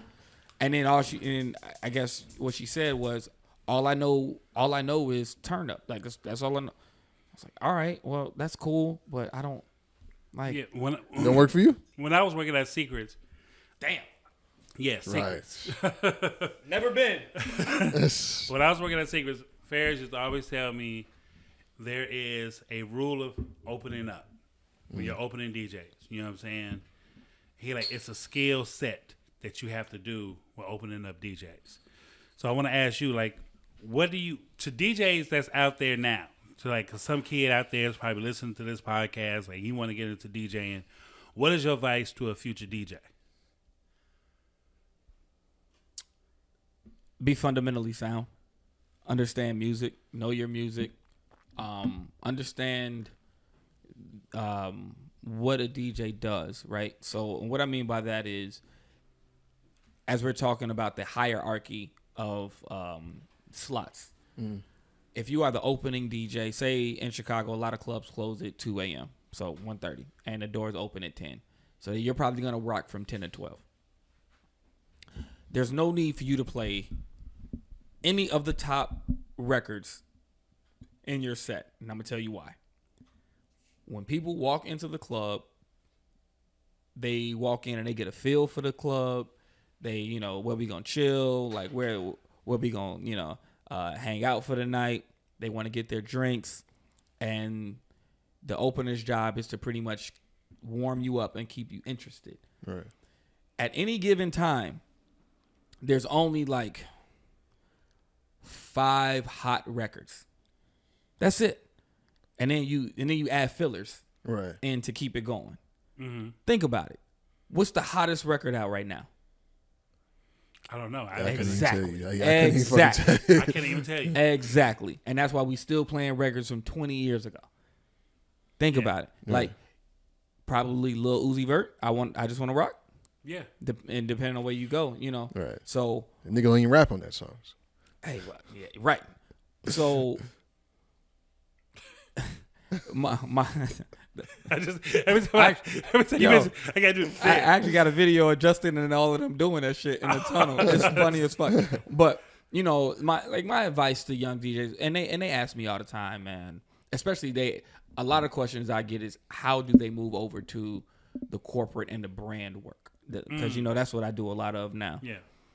And I say all the time, man, know your music and be able to bend genres. Because you'll play Nirvana in a heartbeat. Oh, yeah, absolutely. I'll play a gang of shit in a heartbeat. like I swear to God, last night I was at SoHo. I blended Panic at the Disco, I Write Sins with Jazzy, You Don't Know. Yeah. Like, so I will do, and I can't remember what I played before the Panic at the Disco. It was another hip-hop record, and then I was like, yeah, I'm about to play this shit. No. Or was it a reggae record? I don't know. But I was all over the fucking You know what record they used to always... Tim Buc was known to play The Doors and then play Takeover. Yeah. Yeah, The Door, 5 to 1. Yeah. Yeah. I do that shit too. You know what's crazy, bro? If you only knew how much us DJs take from each other. I took so much from Tim. And I remember me doing shit and Tim would be like, you know I'm gonna take that right. And I'll be like, yeah, man, go ahead. Like my homie Protege, who's probably the #1 club DJ in Chicago right now, who's like all his parties are dope. Like he's the one that do Sundays at Wit and shit. Like it's so much shit that I'll see on videos that I know he got from me. And how do I know he got it from me? Because we DJ together on Wednesdays at Hubbard, and he'll be like, yeah, I got this from you. and I just laugh and be like, man, it's all good, man. So, at this point, I don't even give a fuck no more. Is it a camaraderie in Chicago, as far as like DJs in Chicago? Like, you know, you have your new DJs coming up, right? You got your younger DJs, which I call the iPad DJs. You know what I'm saying? Spotify DJs. Y'all niggas. Look, I'm raised different, bro. Like, with any party I go to, no matter who's spinning, I'm by the DJ booth. And low key, I've always wanted to be a DJ, but I just never really wanted to do it because of who my brother was. So, you know what I'm saying? Like, I never did want to go in that lane. You feel what I'm saying? So, like, every party I go to, you can always catch me at the DJ booth because I study how that DJ makes shit move, right? And then with this industry now, like, there was a time where there was little beefs between DJs. You got DJs undercutting certain DJs. Like, you know, you got him DJing the party. Give me $100, I'll do it. You feel what I'm saying? You got a lot of that shit. Right. But what do you see the DJ culture now in Chicago and moving forward? Like, how do you feel that it's going to? I don't know, because I'm not out there like that. I'm just not. Like, I DJ the shit that I DJ and I go home. Like, if I do go out and I go to a spot and people see me, it's like they see a ghost. They be like, what the fuck you doing here? And I'm like, yo, I was just out, man. You know, I just, like, after Tim died and 33 left, there's not many DJs that I want to listen to here. Like, there's no DJ here except for, you know, Protege where I could be like, yo, this motherfucker makes me want to DJ. I think, you know, I'd just be like, eh. You know who I've never seen? B-Man. Oh, B-Man. Okay. Yeah. Well, that's that nigga. That's the homie. Crazy. B-Man doesn't do. He no longer does club shit. Like, right. But B-Man pound for pound is probably the best DJ in Chicago. Yeah. Those mashups that he be doing. He's ridiculous with that shit. I'd be like, bro, like, I would love. I told him one day, I was like, bro, I would love you to just do a party all day. Yeah. Like a whole 4-hour set, like, cause he records, he produces, he does his vocals with a lot of mashups. Mm-hmm. Yeah, last time I saw him rock at Promontory not too long ago, and I could just tell that he didn't want to be there, but he was still killing it. Yeah. Like, I mean, shit, I remember listening to B-Man at the fucking 50-yard line on college night before I was DJing. Like, he was doing, you know, he was, if I'm not mistaken, DJ Chip. Him and Chip. That's fucking funny as fuck, man. DJ Chip with 3993 parties. Oh 399. Oh my god, bro. Wow. And Push. Yeah, but yeah, Push. Yeah. Hey, like, I know. We got some topics, but man, like, yeah, I got kicked out of a 3993 party at Push one time on some dumb shit. Hey, bro, like, just growing up, the Precious parties, the 3993 parties. We mentioned at least about 7 legendary nightclubs here in Chicago. What is your favorite club to play now? If you do go out, who has the best sound system? Because like a lot of clubs have the shitty sound systems. Yeah, it's a lot of clubs that got shitty. But sometimes it's more like the vibe and the place. Like, you know what I'm saying? Like that makes it. Shit. That's a great question because I don't really fucking know. Like especially because black parties always get the short end of the stick. Facts. So, you know, we're not in they're not giving us the top of the line venues right now. And every fucking venue that I've been in, the DJ booth is a shit show. So I don't really have an answer to that question. As far as like, you know, the focus is more on what pushes bottle sales. So if they can add more sections and take away from the DJ booth and shit like that, then they'll do that. Yeah, that's just it. But shout out to you guys, you and Lisa, the Rhythm and Booze. Y'all always been keeping that going on for what 2 years now, or longer than that. We've been doing Rhythm and Booze for like 5-6 years, bro. I was gonna say, bro, it's been because it was before. Yeah, it was right before. Yeah, it was before the pandemic. Yeah. See, COVID just cut off a whole year. Yep. So I just forget about shit 2 years prior to that. Yeah, I remember going to that shit definitely like 2019, 2018. And that shit started because this was back when Lisa was bartending there. or was she like the beverage director? Yeah, she was the beverage director. Shout out to Lisa. Yeah, and she was like, "Man, Jay, we should do something." And I was like, "All right." And then we came up with this fucking terrible last name, Mix Master, some shit like that. Right. And I would DJ and she would curate cocktails around like the name. So the first event that we did was Rockefeller versus Bad Boy, and that's all I played the whole night. Was just like Rockefeller and Bad Boy, and it was cool. And then the second event was like, "Yo, we should do like all R&B," and that shit was dope. Right. And then that's what we was like, we may have something here, and we just kept doing it. And you like you always been an innovator, and when it comes to marketing these events, I remember you had red light, green light, yellow light, like a party, right? Yeah, like yeah, right. Like red means you're red was if you're in a relationship, yellow if you was curious, and green was you was single. Yeah, it's gone. Yeah. So that actually came about from TGI Fresh. Okay. When we was doing TGI Fresh at Tantra, we used to always have themes, and we first did it was like a stoplight party, and red was taken, yellow was maybe, and green was I'm going. And people would come in and they would get wristbands, so you would know if somebody was in a relationship, right? If they were single and shit like that. That's crazy. You should bring that back. We should bring. Yeah, at TGI Fresh, we did another joint. Bring that back. We did another joint where we had people with name tags like "Hello, my name is," and you would put your social media up, right? And then like, I can't remember how we flipped it, but like you could like send a message to them, and then we would put it up on the screen. And like, if they wanted to meet you, like we'd set it up. No bullshit. That TGI Fresh party that we did all those years, about 7 couples met and got married from those parties. That's dope as fuck. Shout out to Black Love. Just God damn it. Wait, God, see, I'm late for this one. Shit. See, this is what happened. 5 minutes late and shit. Finally comes through with it. Hey, man. Just switch gears a little bit, man. I want to ask you, because you're a sneaker guy. You love Air Maxes in particular. Yeah. I've noticed that. Yeah. I noticed you have a thing for Air Maxes. Yeah. I actually, and it's crazy. I've never told you this before, but because you post every year on Air Max Day, and I always look and I was like, oh, I wonder what this nigga gonna have this year. You know what I'm saying? Because I low key love Air Maxes too. Okay. I'm an Air Max 95 guy.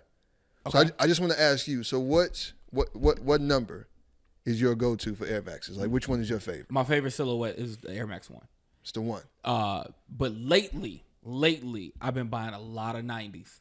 I don't know why. Like, I just like the colorways. Like, I've ID'd some. Yeah. I love 95s. I saw the 90s because you did something that had like a greenish. Then you just do it for like Air Max Day. Yeah. Yeah. Those were, I ID'd those and I wore those because I knew nobody at the Air Max party would have them on. There you go. Yeah. Make your own shit. Guaranteed. Guaranteed. Like, nobody will have the fucking Air Maxes on. I always forget that Nike ID has that shit. I got a few of them. I got a few. He has a dope pair that's all black 95s with the gum bottom. Yeah. I got a pair of all black 95s with the gum sole, but it's got the rose gold insole like on the top. You know what I'm saying? So it just flick right there at the top with the insole, man. I love 95s. I don't wear them a lot. I got more than a few pair, but I don't wear them a lot because when I'm out and I'm DJing, they're not the most comfortable to stand in. They're not. For hours upon hours. They're not. So the 90s are definitely probably the most comfortable Air Max. I've never had an Air Max more comfortable than the 180. The 180. Yeah. Mine was the Air Max 93s. Okay. 93s are dope. You know, the only 93s was like, because they had that big ass bubble in the back. Yeah. When I worked at Tony Sports, we had like an all white with the lime green Nike swoosh with the royal blue suede. Oh my God. 93s are more comfortable than 180s. Ooh. We're talking about just a straight comfort. I don't know. I don't know. I'm not a fan of the 180s. They are comfortable as shit though. They are. They are comfortable. They are. The only the pair that it's like always loved 97s, but every time I'm about to pull the trigger on one, I just never do. I've never owned a pair of 97s. I always look and I'll see somebody with some. Like, man, them 97s is cold. But I never buy none for myself. And I love 97s, but they don't. A lot of times I don't think they look right on me. So that was the same thing. So like, I wear a size 13. Okay. So my feet are not huge, but like it's certain shoes that don't look right on bigger feet. Mm-hmm. And 97s is one of them, man. Like every time I put them on, man, they just don't look right. I get them, I'm like, I just take them shits off and I never buy them. Although those Witherspoons though. You got them Witherspoons. Yeah. Oh, yeah. And I got the Witherspoons. I got them from Leaders. I got them like maybe a week or two before they came out. To this day, I probably have worn them maybe 3 to 5 times. 5 times maybe. I don't wear those joints a lot. It's some shoes I just can't. I mean, it's just some shoes I just can't give up.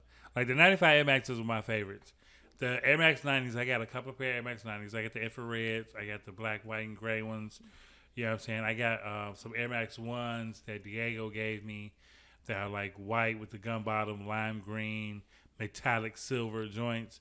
You know what I'm saying? But I'm a Jordan head, and you fucked me up with those. Them fours. Yeah. Them joints just came out. Look, I was just like, and they taxing for them bitches on StockX too. I seen. Yeah, them bitches. These are the first time I've seen them in person though. Them motherfuckers is hard, B. These fours are my favorite. These are the first Jordans I bought. These in the Cements Reimagined. These are the first Jordans I've bought since probably 2015, 2014 or some shit. Wow. Because the hype around Jordans right now is mad annoying. Yeah, like everybody Jordan 1 this. I think the Jordan 1 is the most overrated sneaker. It is ever. The colorway is dope. Yeah, but like I'm a dunk nigga. You know what I'm saying? I'll definitely fuck with dunks. And the crazy thing is because the Jordan 1 craze kind of like leaked over to the dunks for a while. Because for a while you couldn't get like dunks became hard to get. Yeah. And I wasn't used to that shit. You know what I'm saying? Because I would always like dunks was kind of like, you know what I'm saying? Like real sneaker heads, hip hop heads, like niggas love dunks, right? But then like because of the Jordan 1 shit, now all of a sudden you can't get fucking dunks. Like because I'm trying to get silhouette is similar. It's the same one. It's the same. Yeah, basically. You know what I'm saying? So it's like I don't know. So that's calmed down a little bit. Because I just bought a few pairs of dunks. You know what I'm saying? But for a while, like it was like the whole sneaker culture thing. Oh, the resales have fun. Like people was going crazy like over the pandas. The black and white lows. Man. And these basic ass. I was like, dunks. dude, in 08, 09, I was like, you can get them shits for like $70. Right. A dude tried to hit me for the all white gun bottom with the navy blue Nike swoosh. Mm-hmm. He was like, "Oh yeah, they $350." I'm like, "Bro, they $110 in the store. I'm not going." Yeah. I'm not paying. I'm not paying. I will wait because it's a shoe that's not really sought out after. Like the gun bottom all white with the navy blue. Your true sneakerheads would go for it, but not really. And speaking of Jordan 1, kind of off topic, but I hate the sneaker elitists that try to like shame you if you wear mids. Like I don't know. Like I have one pair of mids. What, Air Force One? No. Jordan 1. Jordan 1s. Okay. You know what I'm saying? The black and red joints with the white soles. Like, and I love these bitches. And I'm not gonna be shameless in not wearing them. I wear these motherfuckers whenever the fuck I want to, and I don't give a fuck what anybody else says. You know what I'm saying? But I was able to get them straight off the Nike app. And the only reason I was able to do that because they were mids. Because it's like people shame, because everybody wanted it. It was the black and red shit. That's one of the hardest colorways that the Jordans ever came out with. Yeah. Right? You know what I'm saying? But because the top is just half an inch fucking lower, you know what I'm saying? Like, come on, bro. The sneaker elitist is the, like, they're the most fucking annoying ever. And I got into sneakers when I was working at Foot Locker. And I was doing stock at Foot Locker. I was working. Which one you at? You was at 147. I was at the 47. I used to see you because I lived in that building right behind. Okay. Yeah. You know, yeah. And so the building right behind, I did stock. So they would always pull up. Like I would be out there. So I was like, a lot of times I ain't wear my stripes. So I would be in there like opening up boxes and shit, like looking to see like, all right, basketball, throw it over. Like, oh, I fuck with these. Get my size and throw them to the side. Like, yo, this all me. So that's when I really started getting into sneakers, and I started going to leaders, and I started seeing like other shit and like quick strikes and shit. And I was like, yo, I want them motherfuckers. And I buy sneakers and I wear them. So like when these sneaker elitists be like, yeah, and you need these, and I got these, and I got these the Travis Scotts and the Paras, right. And I'd be like, all right, man, that's cool. Like, and then like I've seen interviews, they be like, well, how many sneakers you got? They be like, I got a solid 150. Like, nigga, I can't get 150. You got 150 in the back of you while you was DJing. right. And I got, bro, I've literally given away about 100 pair of sneakers to like a high school drive. Yeah. What size?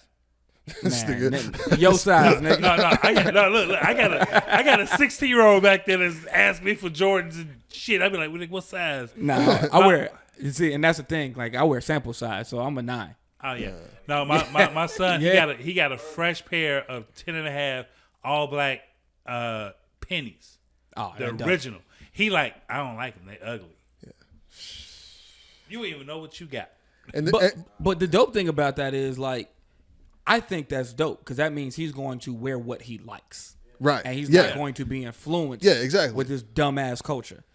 Like, I remember I was having a talk with one of my young homies, and he liked sneakers. And at the time I had on like, it was the summertime. I had on like Reebok Classics with the gum sole. And he tried to play me. And I was like, that's how I know you don't know what the fuck you talking about. Right, yeah. These are classic fucking shoes. Like, this is how I know you don't know what the fuck you talking about. I was like, I buy one of these. I used to buy one of those every fucking summer. Up until the pandemic. And then I just fell off. That's crazy. It's funny because you mentioned the pennies. Like, them foams got real popular out of nowhere like some years ago. But when them first dropped, like when those foams first dropped, niggas did not like them. Niggas was not wearing foams. Nah, they wasn't. They was not. When the phones originally dropped, it was a point before, I don't know what happened and how they became popular, but there was a point, Joe, where you used to be able to get phones for like $80-$90. They was wearing them to hoop in, but not fashion. They were good basketball shoes, but niggas was not wearing it, because foams are actually kind of heavy as fuck. So I imagine trying to hoop in those shoes, but niggas was wearing them for basketball, but like on some fashion shit, just rocking them. Niggas was not wearing phones when they first came out. You know what I used to hoop in back when I used to try to hoop? Up tempos. Wow. Them motherfuckers were so light, boy. I used to hoop in up tempos. Yeah. And then what was it? I think the Jordan 19, something like that. The one that came in the fucking briefcase. Yeah. Oh yeah. Because it was so tight around the ankle. Right. I was like, yo, these. Yeah. They had the little sock. Yep. Yeah, it had the little sock. Yep. Mm-hmm. Yeah, nah, that's crazy, man. Man, we went down memory lane. We did. What time were we? Because I know we at 1:33. But I know my man's he got to get out of here. Hey man, I'm good, man. If y'all got more questions, I'm good. I mean, he got the crazy news. I don't know if you want to touch the crazy news. I don't know. I mean, shit. I mean, if y'all want to hear some crazy news, because if y'all want to hear it, shit, you know what I'm saying? I give you a little bit. So for those of you that don't know, if you haven't paid attention, I like to bring some. I like to read. I read a lot on the internet. I don't stay in the comment section because y'all motherfuckers is crazy. I read a lot of news. You know what I'm saying? And I end up finding like just a lot of the world is crazy. It's a lot of crazy shit that happens in the world. But I just want to ask y'all a question before I do this, right? Okay. So Samuel L. Jackson, right? He's a very, very... Oh, can you disconnect your Bluetooth from me? Already did. Okay, thank you. Samuel L. Jackson, iconic actor, right? So if you had to choose one of his most iconic roles, what would you say it was?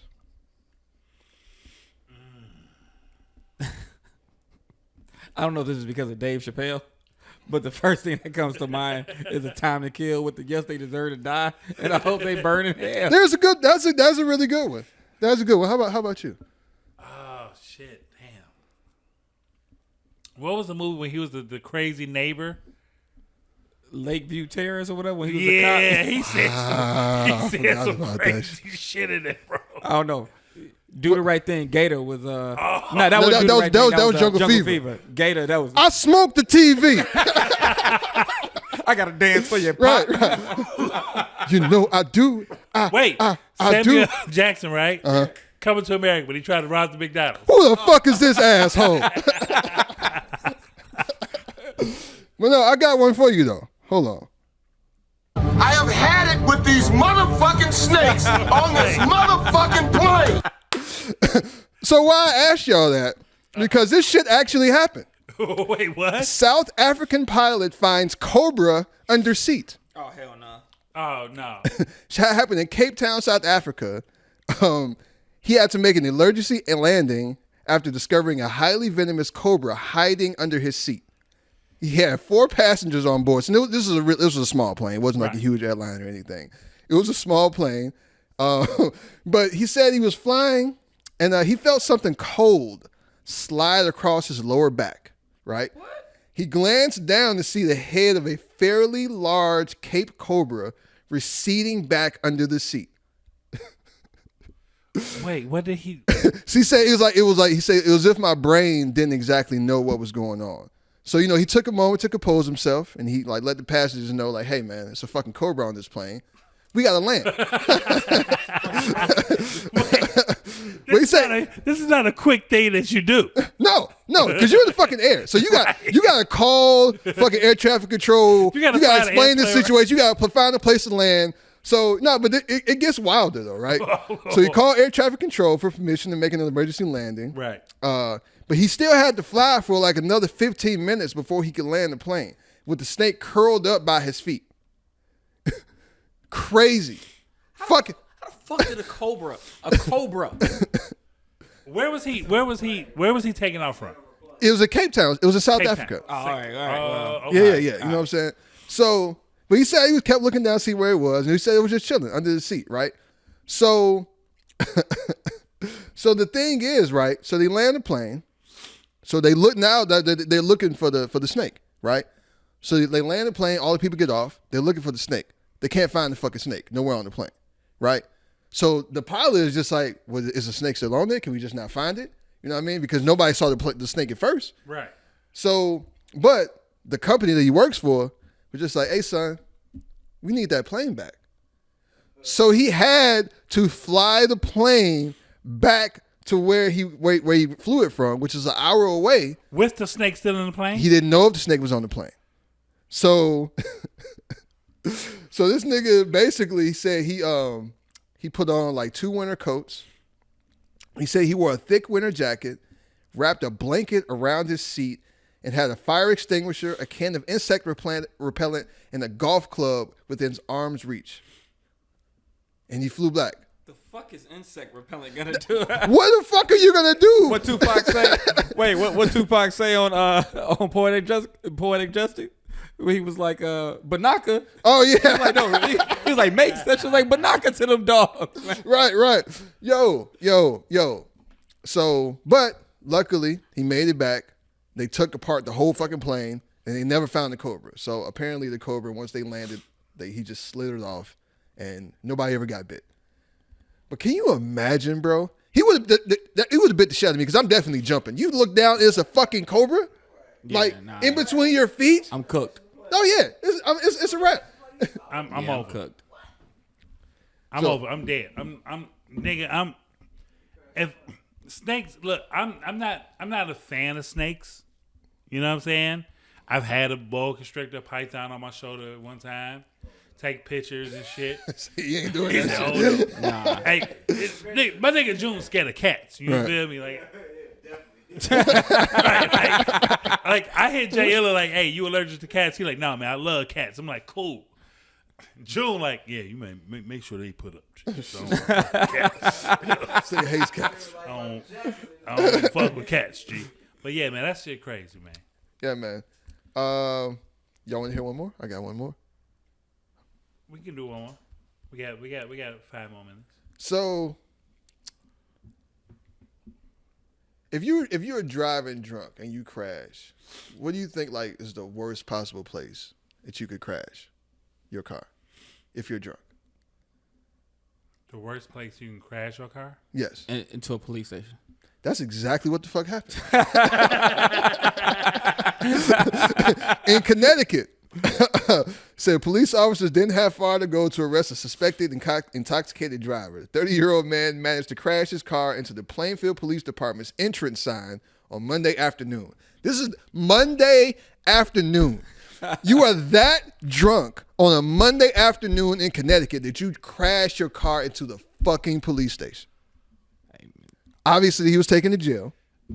I've known people that pulled over drunk and pulled over on the expressway and took a nap and ended up getting a ticket because they was like, you can't take a nap on the side of the expressway. But as long as you take your keys out of the ignition, they can't give you a DUI. Yeah, as long as your car's not running and your keys are out of the ignition, they can't give you a DUI. He was like, bro, it's wintertime. It's cold as fuck. I had to keep the heat going. He's like, yeah, you got a DUI. Oh, well, hey. Treat it. Treat it. Got him on a technicality. But yeah, man, so don't get that drunk on a Monday afternoon, especially. And if you do, try to avoid police stations. And definitely don't crash into them. Just word to the wise. Hey, man, that is the crazy news from Rell. You know, every episode we come up with crazy news, man. I would like to really thank you, brother. Before we get out of here, it was a monumental time in my life during 2020 when we had the riots. We was in the crib doing COVID. This brother right here held me down every time he was like, I'm going on live. We popping up on live. Yeah. The night of the riots, he did a long set, and it was very emotional. Like, I believe you had over like 300 people watching at that time, and everybody had like tears in their eyes because you played that Sam Cooke, and right before you played that Sam Cooke, you was like, yo, I know we're going through some crazy times right now. The riots are going on. The city's on fire. But at the end of the day, we got this. And you played that record, bro. Brought tears to my eyes. Me and my lady was in the crib, boo-hoo, crying like we lost our loved one right then and there, bro. That was a crazy time, bro. I know it's almost like you forget it happens sometimes, but that was really we needed things like that at the time. You know, we like music is kind of always been a healing thing for people, and you know, so shout out to you, man, for doing that, man, because you definitely helped a lot of people because that was a really rough time for a lot of us, man. It was a dark moment in the city. You know, it was a moment where like a lot of us felt a little bit helpless. Like it was kind of, I remember driving home like when that shit first started happening and just trying to get to my house and just drive and having to drive through some of that shit. And it was just like, it was just so surreal. You know what I'm saying? Like all this shit is happening, like, you know, between like all like the world it was shut down, it's opened back up, and now we got all these fucking riots. And it wasn't just happening in Chicago, the shit was happening everywhere. Everywhere. You know what I'm saying? It was like the whole world was on fire, man. So, you know, people like you help put it out. Yeah, man. I want to let that one play out. The crazy thing about that is, I'm pretty, you know, I told Larnell, I think y'all helped me more than I helped y'all. Because I had lost my pops May 1st to COVID. Like during and that shit, like, you know, I'm still going through it. And just being able to go on live and DJ for whether it was, you know, 20 people or whoever, you know, or 200 or, you know, but then again, the numbers, I never really gave a fuck. Like, it was a community. Yeah, and it is a community. I met people off of the line. Man, and y'all held me down, man. It was a rough time for everybody, for a lot of people. And so man. I thank y'all for allowing me into your living rooms or wherever you was listening to and letting me vent through music. All right, man. So what you got coming up before we get out of here, man? You know, we still got this Remy activation going on. The Mural can be found on Halsted and Jackson. We are having a event to celebrate the Mural. I think that'll be May 25th. It's not locked in. Okay. But once the details are locked in, we'll be sure to invite all you gentlemen personally, because I want to be surrounded by people who understand my journey, who've known me for a while, and who know that I've never really taken the culture for granted. Absolutely not. You always bless the culture. Yeah. Always bless the culture, man. Hey, man, all I ever wanted to really do is be dope. I don't know what my legacy will look like when my time is up. You know, all I know is whenever it's up, I just want the good Lord to say good job. Well, let me just say this, brother. You got it. You are one of the dopest, underrated DJs here in Chicago, bro.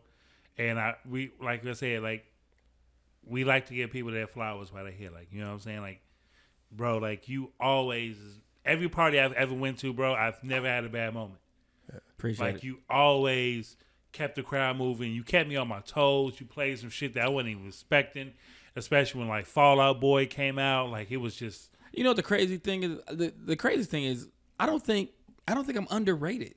I just think that it's one of those things where it's like, nah, Jay dope, but I don't always play to the masses. You don't. You know, I think so. I don't think it's the fact that people underrate what I can do. It's just that I don't know if this nigga going. I don't know if he gonna do him tonight. Yeah, like Jay gonna do him. I don't know if this fits what we want to do, and that's cool. Yeah. Well, man. I'll just say, and not just because I know you, if I didn't know you, you would still be my favorite DJ. Ah, man, appreciate it. Ah, damn, man. Like, my boy. Chatham kids, boy, man. Chatham kids, man. Yes, sir. Yes, sir. Hey, a lot of history in this room. A lot of history. Where can they follow you at, man? Tell the people where they can follow you at. At Jayilla, JAYILLA on Instagram, and believe it, I'm still on Twitter and shit. But I get all my news from Twitter, man. Like, you know, my sports news, you know, CNN, all that shit. That's what, you know. But definitely at Jayilla, JAYILLA on Instagram. I'm always on there, but I am 100% authentic. You will not see me doing anything that is not me. I'm an introverted DJ. You're going to see a lot of sneakers. Well, not a lot. You're going to see sneakers. You're going to see, like... And Seinfeld clips. Oh, shit. Polo, yeah. Low. Definitely got the low life. Definitely about that low life. I learned it from June and our older sisters. You know That's the original low lifer. Yeah, man. I didn't even know what polo was until I met this man for real shit. I was like 11 years old. I was like, what is that horse? Yeah. and you know what, man? While we here, June, I want to give some love and a shout out and a rest in peace to the homie Fumi. R.I.P. Fumi, man. I met Fumi. Yeah, met Fumi through June. Yeah. And was I ended up going to college with him at Chicago State and was one of the best brothers I ever met in my life. Yeah.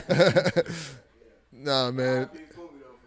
Yeah, man. Nah, man. Fumi was just a real good brother, man. He had the brightest smile. No, nobody can say anything bad about Fumi. Yeah, nah, I remember, man. So you talking about when you was over there that Foot Locker on 47, man. When I lived in that building on 46 in Lake Park, I remember, man, like Fumi coming to the crib a few times, man. And you was there too. You know, so when we first moved over there, man, hanging out. Fumi would come by himself without me. Yeah, you know what I'm saying? You know, yeah. I didn't kicked it like ran into Fumi, like just randomly. In the place I didn't know nobody. I see Fumi, you know what I'm saying? Motherfucker just kick it, have a good. Fumi would be everywhere, bro. Fumi was everywhere. Fumi was you would never know. Yeah, to buy yourself, you would never know where you for with Fumi would pop up on your ass. You'll never know because like have you ever rode with Fumi before? Like in the car with Fumi? No. Gee, the nigga used to always have like snacks.